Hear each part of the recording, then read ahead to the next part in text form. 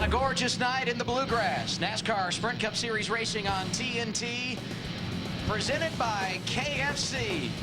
Oh my, they couldn't have dialed it up any better than this. Check it out, 85 degrees, humidity at 56%, and things look great for the rest of the evening as we get set to go racing for the first time ever at the Kentucky Speedway. Hello and welcome again, everybody, with Kyle Petty and Wally Dallenbach. I'm Adam Alexander. So this is the first Sprint Cup Series race right here at Kentucky. We have established that. However, a lot of these drivers have been here before. So, Wally, what's it take to get it done here this evening? Well, it's a mile and a half, and these guys run on a lot of mile and a halves. But this place is all going to be about handling tonight. This place is very bumpy and it's rough, and you'll hear the drivers talking about it. I think the guy that's going to win this race is the one that's going to be able to adapt through this race, make the changes. I think the crew's going to be really important tonight on this race. They're going to have to keep up with the track conditions. Let's talk about experience. A number of drivers in this track have been here before, not in a cup car, obviously, Kyle. So how many dividends does that pay for them tonight? I think it's huge. I think it's huge. You know, unlike when we went to Indy, unlike when we went to Chicago or Texas or some of the tracks that we went to for the first time, 30 plus of these drivers have raced either a truck or a nationwide car here. So they have experience. You look at a guy like Joey Logano. He's won 3 races here, 3 races in a row. So his confidence level coming back into a place like here is huge. Now, obviously, it's a cup car, totally different. The competition level's up over the truck series than the nationwide series. But I think it adds to for some of these guys. They have the experience. They've just got to transfer it to this level. Confidence doesn't hurt either when you come to a venue for the first time in the Sprint Cup Series. The Coors Light, the official beer of NASCAR, is the proud sponsor of the Coors Light Pole Award, given to the fastest qualifier at each NASCAR Sprint Cup race. Yesterday's qualifying canceled here due to weather. Kyle Busch starting on the pole because he was fastest in practice here yesterday. As we anticipate the first race ever here at Kentucky Speedway, drivers in their cars making final adjustments, and each one of them has their eye on the big prize. They want the opportunity to put their name on the trophy for the first time here in the Bluegrass. So you talk about inaugural races, and Jeff Gordon, the best in that category, winning the first at Indianapolis in '94. He did the same at Auto Club Speedway back in 1997. And the last time we christened a new track, 2001 at Kansas, Jeff Gordon won there as well. Now we take a look at tonight's starting grid. We told you qualifying rained out here yesterday. Actually got about 22 cars in, but it eventually washed out. Kyle Busch on the pole. Juan Pablo Montoya joining him on row 1. Row 2, Kurt Busch, top 10 finishes in all 4 mile-and-a-half races this season. And Casey Kane, 11 Cup wins, 6 coming at mile-and-a-half tracks. Then there's Jimmy Johnson, the best on mile-and-a-half facilities. Carl Edwards, David Reagan joining each other in row 4. Teammates, of course, Reagan winning last week for the first time in his career. Tony Stewart, not too far from home. He makes home in Columbus, Indiana, joined by Paul Menard in row 5. Row 6, you got Regan Smith and Marcus Ambrose. Ambrose still trying to get that first career win. Row 7, Jeff Gordon, a 4-time champion, and Matt Kenseth, who won on a mile-and-a-half earlier this season at the Texas Motor Speedway. Row 8, how about Martin Truex Jr., joined by Joey Logano. We talked about all of driver 20's success here in nationwide competition. As you watch the rest of tonight's starting lineup, we hear from Joey. Kyle, what do you got? Hey, Joey Logano, this is Kyle Petty in the TNT booth. You got me? Yeah, 10-4, gotcha. Hey, man, with all the success that you've had here in the Nationwide Series and just dominated this place, is this a place, knowing we were coming here for the first time, that you guys circled on your calendar? Yeah, I think so. You know, us being able to do that tire test here really helped out a lot. And I was at that test day here and everyone getting the lap site here. I think it takes my advantage away quite a bit. The big thing is the tire is quite a bit different than what I've run here in the past. So it's changed the lineup on the racetrack a lot. Yeah, you know, yesterday we heard you in one of the practices, and you're starting where you're starting, but I think you guys felt like you were going to be a little faster if you had gotten to qualify. But how rough is the racetrack? You talk about the tires. Is the Cup car that much different than the Nationwide car, along with the tires and the roughness of the racetrack? Yeah, I mean, I think the tire itself is what's the biggest difference. You know, the racetrack is pretty bumpy. But, you know, I learned a lot here last night just with the tire and what I need to do inside the race car to help myself and to get the right information to Zip and the guys to give me the best Home Depot car possible here. So hopefully I can use some of that stuff we figured out last night to improve our car tonight. All right, man. Good luck. We know you know the way to victory lane. We'll see you when this thing's over with. All right, man. Thanks. Appreciate it. Plenty of stories to tell up and down the pit lane, so let's make one last trip there. We begin with Chris Neville.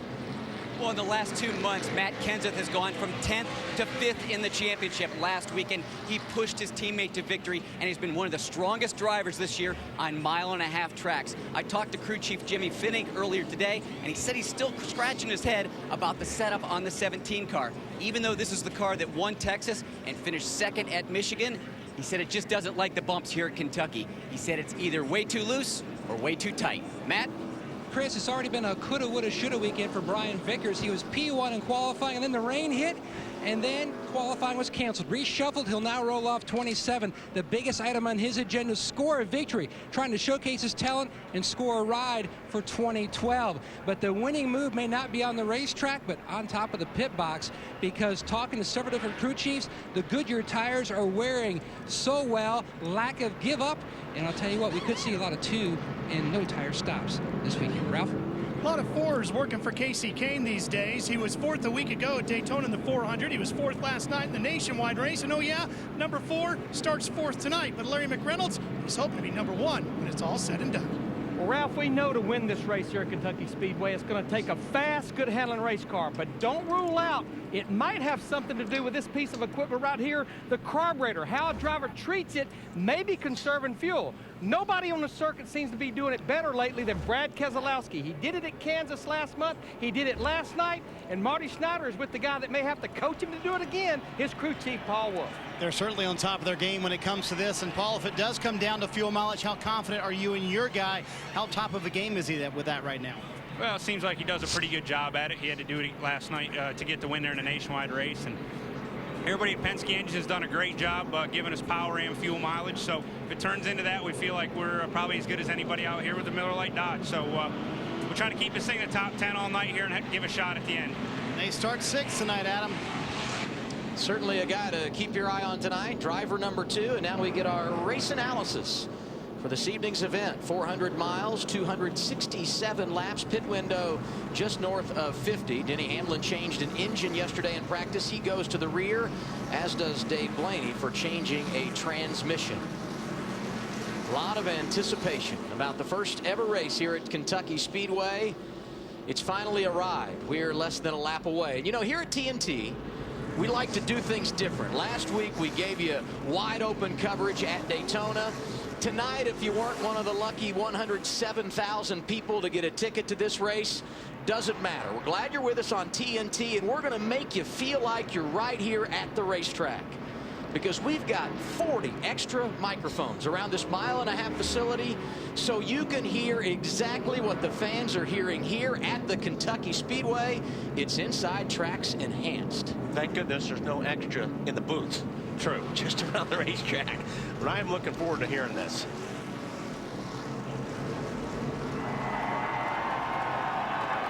Packed house.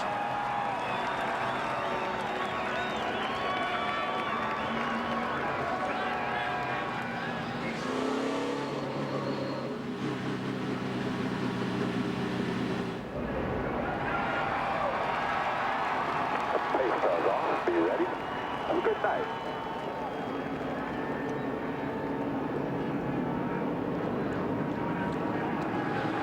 Ready? Be ready. Ready. Green flag. Outside. Outside, no hole. Still out there. 2-car only. Closing up behind you. Outside 42 only. Still there. You're clear. 4 only. A top. 2 on top.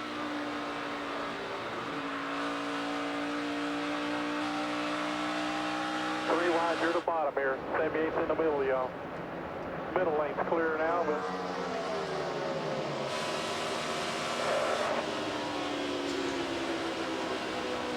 All clear, buddy. All clear.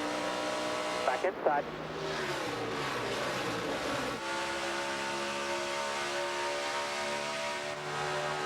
In. Still there. Still with you. Still there. Little run coming back to you.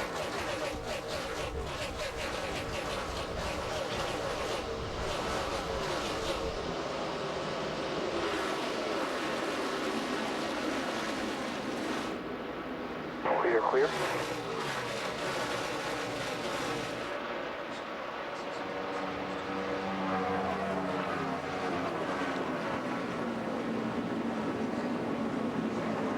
Clear, clear high, clear high.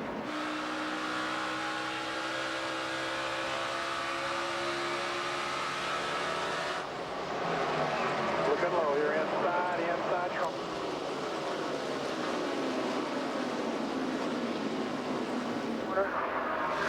High, even with you, back even. We're behind him, 1 of the 6, clear high. Things sounding good at the start of this race, and things feeling good for Kurt Busch. We could be third to the lead. We could be out of a job. Okay, We could. Yeah, that sounds okay. pretty cool. That's okay. That sounds I'd pretty like good. to sit at home and listen to that. That was really pretty good stuff right there. They may be from Las Vegas, but the Busch brothers, Kurt and Kyle, making Kentucky their playground tonight. Kyle started on the pole. Kurt has grabbed the early lead and led the first 4 laps. Yeah, Kurt made a pretty strong move right when the green flag dropped. He went down on the inside of Montoya and didn't take long to get him out front, but little brother's not letting him get too far away. No, and you watch where these two guys run on the racetrack. We've heard a lot of drivers talk about the character of the racetrack or the bumpiness of the racetrack, whatever you want to call it. And they all said if you run high, you go above the bumps. If you run low, you're below the bumps. And watch where these two guys are. One's high, one's low. They're not running in the middle of the racetrack. And the middle of the racetrack seems to be the bumpiest part of the racetrack. Matt, what's up with Kurt Busch? Adam, when you take a look at the grill on the 22 of Kurt Busch, you can see he's got a white piece of debris covering up that bottom right-hand corner. His spotter, Chris Osborne, told him, keep an eye on your gauges. If that temperature does rise, don't be surprised to see he and his brother swap spots to try to take some pressure off that grill and get rid of that debris, Marty.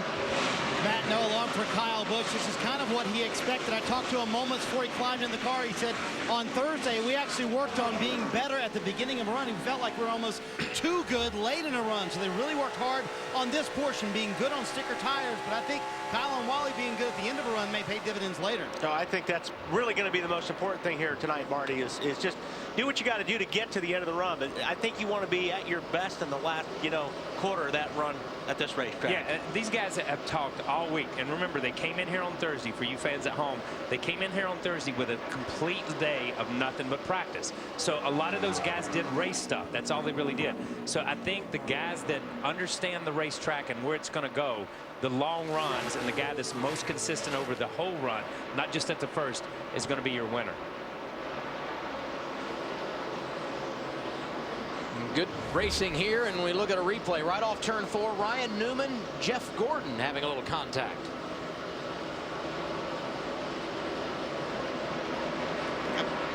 That's a part of the racetrack where no matter if you're running too wide, the car wants to get to the same spot of the exit of the corner. That's just close racing. Good save by Jeff. Yeah, and Ryan, coming off the flat of the racetrack, it's different than coming straight off the racetrack like Jeff was. Ryan got there, lost the nose, skated up into Jeff, and lucky that nothing happened. Talk about drivers being good over the long haul. Tony Stewart really worked on dialing in his car on the long run yesterday. Right now, Smoke scored in the 10th position. Kurt Busch has led every lap, 9 complete at Kentucky.